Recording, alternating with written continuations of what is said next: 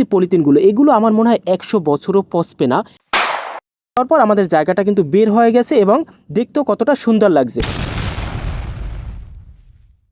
আসসালামু আলাইকুম। আমাদের বাসার পাশে একটা খালি জায়গা আছে। এই জায়গাটায় আমরা শীতকালীন কিছু সবজি চাষ করব। জায়গায় কখনোই চাষাবাদ করা হয়নি এবং কিছুই করা হয়নি, একদম পরিত্যক্ত একটা জায়গা। এই জন্য আশেপাশে অনেক কচু গাছ এবং ময়লা আবর্জনায় ভরপুর ছিল।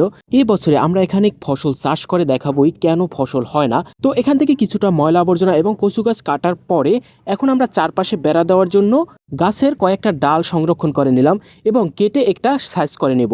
সহজে গাঁথার জন্য এটার মাথাগুলো আমরা একটু ধারালো করে নেব যেন মাটির নিচে তাড়াতাড়ি চলে যায় এবং আমাদের এই বেড়াটা যেন একটু শক্ত হয়। তো এগুলো প্রথমে দেওয়ার কারণ হচ্ছে আমাদের এরিয়াটা বের হবে যে আমরা এখানে কতটুক জায়গায় চাষাবাদ করব। তো এই জন্য আমি শুরুতে আগে বেড়া দিয়ে চারপাশে এরিয়া করে নিলাম। এরিয়া করার পর যদি আমরা এখানে কাজ করি তাহলে আমাদের কাজটা দ্রুত হবে, কেননা আমাদের একটা লক্ষ্য এবং টার্গেট থাকবে। তো টোটাল চারপাশে এগুলো গাঁথার পর আমরা মাটিটাকে আরও শক্ত করার জন্য চারপাশে একটু চাপা দিব, তাহলে এই যে লাঠিগুলো একটু শক্ত হয়ে যাবে। তো মোটামুটি আমাদের এরিয়া দেওয়া শেষ। দেখুন এখন দেখা যাচ্ছে যে আমরা কতটুক জায়গার ভিতর এখানে আমরা শীতকালীন সবজি চাষ করব।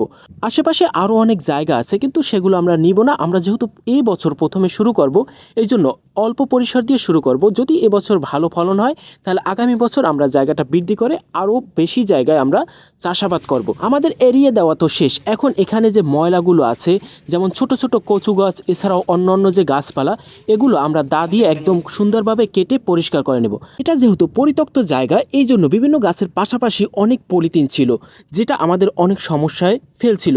যদি ভিডিওটা দেখেন তাহলে দেখবেন যে পলিথিনে আমাদের আরও কতটা সমস্যায় ফেলে। তো এখানে প্রথমে আমরা এই কচু গাছগুলো তো কাটছিলাম, আবার পুনরায় ভালোভাবে পরিষ্কার করে নিব। বড় বড় গাছগুলো কাটার পরে এখন নিচে যে ঘাস ছিল এই ঘাসগুলো পরিষ্কার করে নিতে হবে। ঘাসের সাথে সাথে কিন্তু পলিথিনও ছিল যেগুলো একদম ক্যামেরায় দেখা যাচ্ছে। এখানে জায়গা কম হলো, ময়লা আবর্জনা এবং ঘাসের আমাদের এত সমস্যা করছিল যেটা বলার বাহিরে। পলিথিন এছাড়াও বোতল আরও অনেক কিছু ময়লা আবর্জনা এখানে ছিল। তো যাই হোক আমরা একদম ধৈর্য ধরে একদম সময় নিয়ে এই পলিথিনগুলো এছাড়াও এই যে বিভিন্ন ময়লা আবর্জনা পরিষ্কার করে নিলাম, কেননা এইগুলোর উপর যদি আমাদের এই চাষাবাদটা করি তাহলে কখনোই ফসল ভালো হবে না। তো ভিতরে ময়লা আবর্জনা পরিষ্কার করার পর এখন আমরা চারপাশে এরিয়া দেব। তো এই এরিয়া দেওয়াটার কারণ হচ্ছে ভিতরে যেহেতু আমরা ধুলাট কৃষি নিব এই জন্য আমাদের মাটিগুলো গুঁড়ো করতে হবে যেন মাটিটা অন্য পাশে চলে যেন না যায়। এই জন্য আমরা এখানে এরিয়াটা দেব। তো এই এরিয়া দেওয়ার কারণে আমাদের কিন্তু কাজ আরও সহজ হবে। যেহেতু আমরা এরিয়া দেব ভিতরে যখন আমরা মাটিটা গুঁড়ো করব তখন আমাদের টার্গেট এবং লক্ষ্যটা থাকবে যতটা দ্রুত সম্ভব ততটা দ্রুত কাজ হয়ে যাবে। দেখুন আমরা চারপাশে এরিয়া দিয়ে নিলাম। এরিয়া দেওয়ার পর আমাদের জায়গাটা কিন্তু বের হয়ে গেছে এবং দেখতেও কতটা সুন্দর লাগছে। তো এখন আমাদের লক্ষ্য হচ্ছে মাটিগুলো আমরা গুঁড়ো করব। সেক্ষেত্রে আগে প্রথমে আমরা এক কোদাল করে মাটি উঠিয়ে আমাদের মাটিটা আলগা করে নেব। তো আলগা করার পর পরবর্তী প্রসেস আবার আলাদা। তো এখানে এতটুক জায়গা অনেক কষ্ট হয়েছে আমাদের মাটিগুলো আলগা করতে।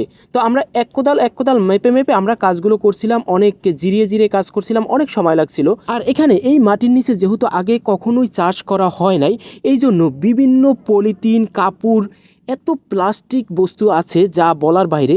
দেখুন এখানে এই যে পলিথিনগুলো এগুলো আমার মনে হয় 100 বছরও পচবে না, একদম চিরস্থায়ী থাকবে, একদম নতুন এখনও দেখতে মনে হয়। আরও কতদিন পর এগুলো পচে সেগুলো জানা নাই। এতটুক জায়গায় আমরা এতগুলো পলিথিন পাইছি, হয়তো আশেপাশে যতটুক জায়গা আছে আরও যদি নিতাম তাহলে আরও পলিথিন আমরা কিন্তু এখানে পাইতাম। দেখুন এখনও কিন্তু পলিথিন আমরা পাচ্ছি। তো অবশ্যই পলিথিন থেকে আমাদের বাঁচতে হবে। পলিথিন যদি আমরা বর্জন করি তাহলে আমাদের কিন্তু পরিবেশটা আরও সুন্দর থাকবে। পরিবেশের জন্য পলিথিন কিন্তু খুবই ক্ষতিকর, যেটা আমি এই ধুলাট কৃষি নেওয়ার সময় বুঝতে পারছি। আর এই পলিথিনের উপর কখনোই কোনো গাছ হয় না। যাই হোক কথা বলতে বলতে আমাদের কিন্তু এই কোদাল দিয়ে 1 কোপ পরিমাণ মাটি উঠানো শেষ। এই মাটিটাকে আবার পুনরায় কিন্তু গুঁড়া করতে হবে। তো এখন আজকে আমাদের এই পর্যন্তই শেষ। আমরা আগামীকালকে বাকি কাজটুকু করব। যেহেতু এটা আমরা কাজের ফাঁকে করছিলাম আমার অন্য কাজ লেখাপড়ার পাশাপাশি।